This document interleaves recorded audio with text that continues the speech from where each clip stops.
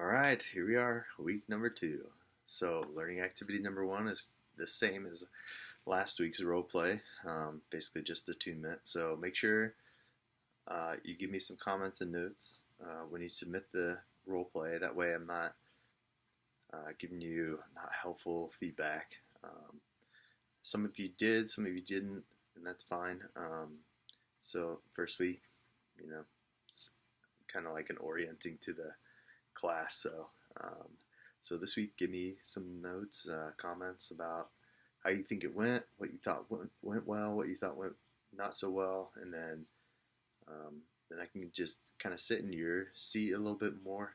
I always think it's weird when we do case consultations and I'm just provided with like documentation rather than the client's or the clinician's feel of the client. I think there's a lot there.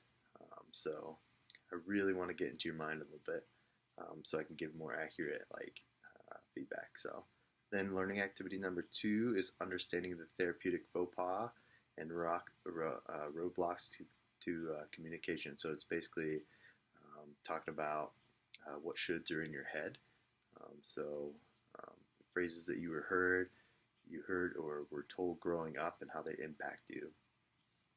Then number 3 is a counseling relationship versus other helping relationships. So just talking about the difference between the two. The field is rapidly changing.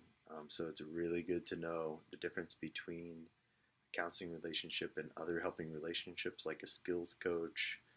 Some of you are currently in positions where you are practicing some of this, but you are not actual licensed mental health counselor or the sort, and so you want to get to know like what's different about this field or what's different about what you're learning than what you're currently doing, so that you're not bringing in those skills if they're not necessary, and so that you can fully take in the skills that you're learning here. I know sometimes it's hard to think that you need to learn new skills or different skills when you've already been kind of in the field for a while, but this is different. There's quite a bit of difference between counseling and skills coaching or counseling and case management. We're much more, we're looking more for indirect change rather than we are direct change, and so that's a good thing to know. So, and then there's the therapeutic presence and mindfulness paper. So it's 1 to 2 pages. Please just give me one.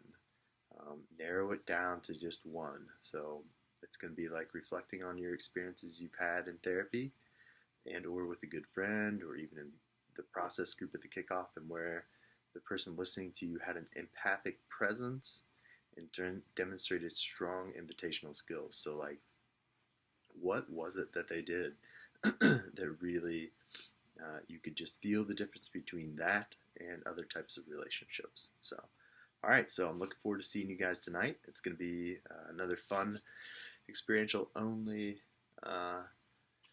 type of virtual classroom. So hopefully you guys are pumped and ready for that. So see you then.